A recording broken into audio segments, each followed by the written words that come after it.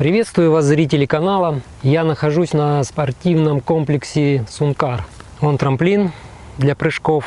А вот здесь есть такой небольшой стадиончик заасфальтированный, и как раз он отлично подходит мне для теста.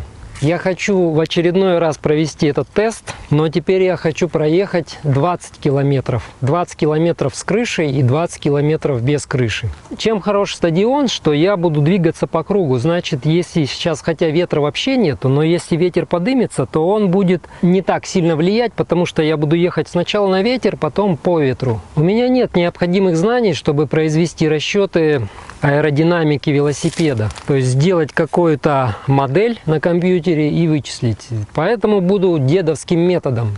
Просто и проезжать 20 километров и смотреть расход. Тестирование будет проходить без солнечной панели, то есть я ее отключаю, чтобы она не увеличивала напряжение. Сейчас аккумулятор выдает 53,2 вольта. Я проеду 20 километров с крышей и постараюсь потом зарядить до такого же напряжения и проехать без крыши. Велосипед я подзагрузил, конечно, не на полную, но там 6 килограмм у меня в этом ящике груза. Здесь всякая аппаратура, там может килограмм 5 тоже. Вот аккумулятор. Не полностью загрузил, так, почти загружен. Воды 1,5–2,5 литра. Чтобы тест был максимально правдоподобен реальным условиям.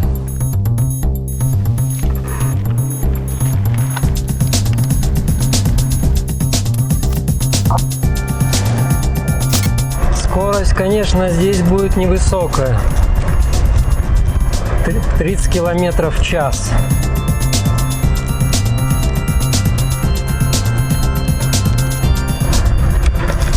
Постараюсь скорость держать одинаковую.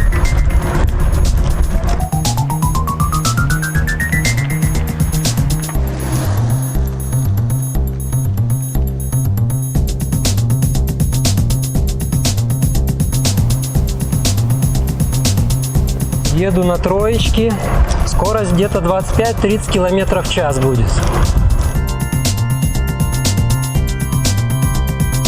На ровной 30. Вот здесь до 30 разгоняюсь, на повороте 25.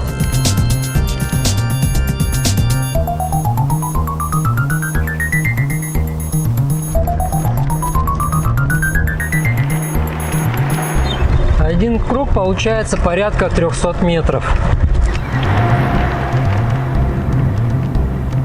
Я специально закрепил вот такую резиночку на зеркало, чтобы было видно, как дует под крышей и как без крыши.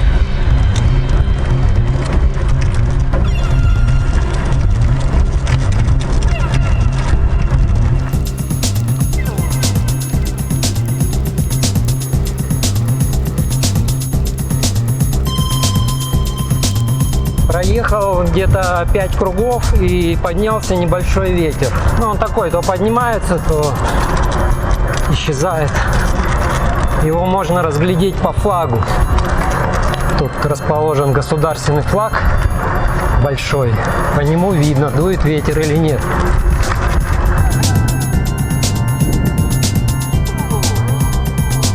Вот 28 километров в час у меня в основном скорость держится. До 30 некомфортно разгоняться. Слишком маленький круг.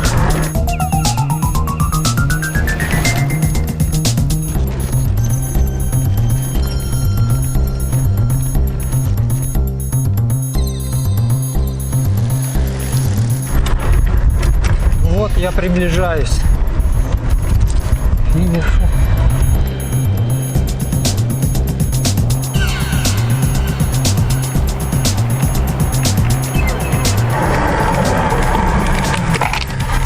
Все, 20 километров.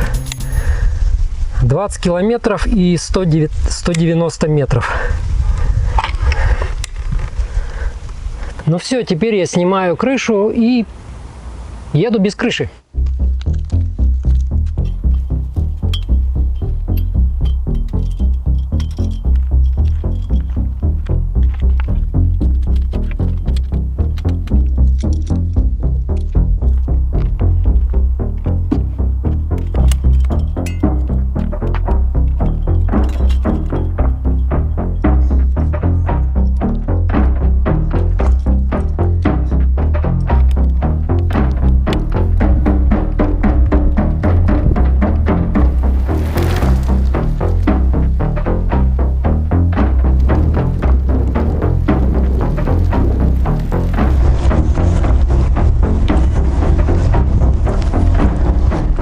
ветер примерно такой же без крыши, как и под крышей.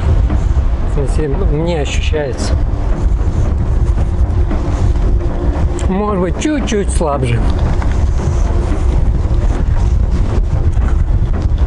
Вообще есть такое ощущение, что крыша, она как антикрыло на спорткарах. Добавляет какой-то стабильности.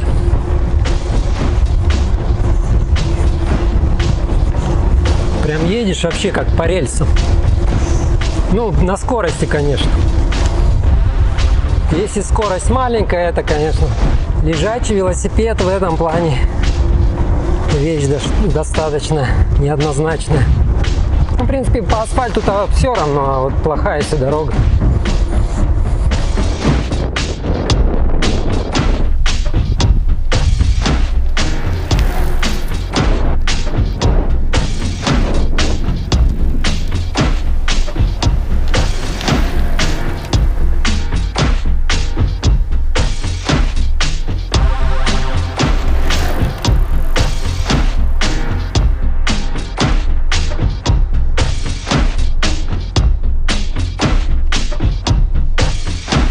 Но вот даже по максимальной скорости видно, что легче ехать.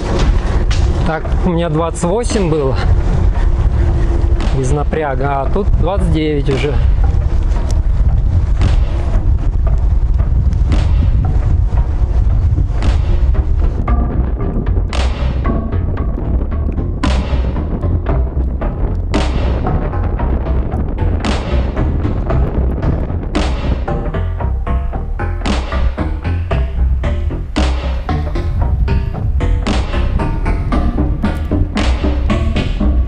Все, последний круг.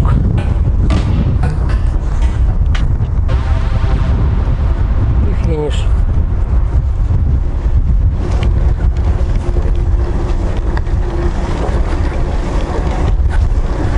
Здесь ровно получилось 20.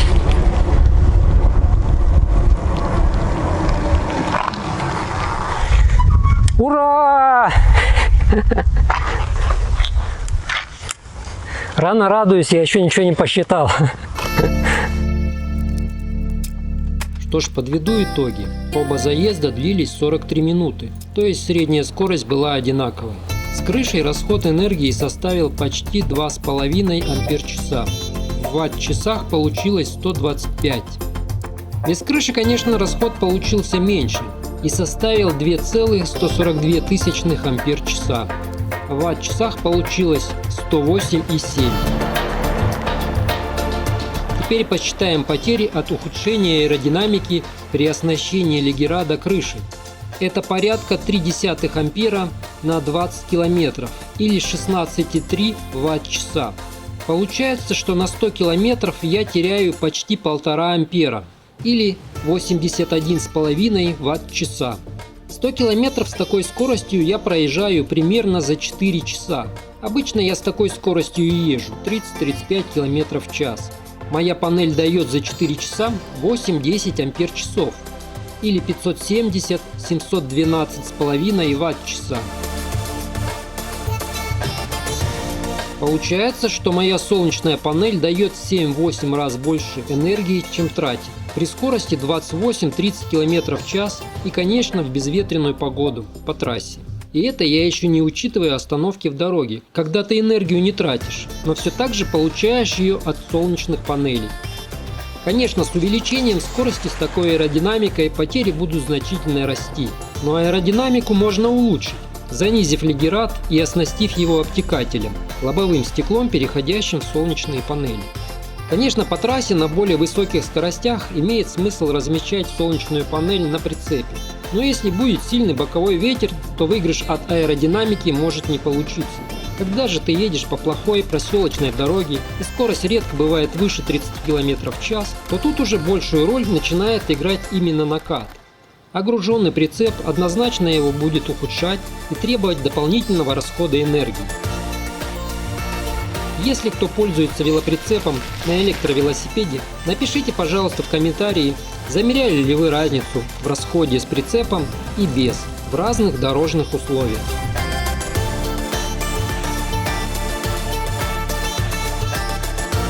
Спасибо за внимание к моему проекту.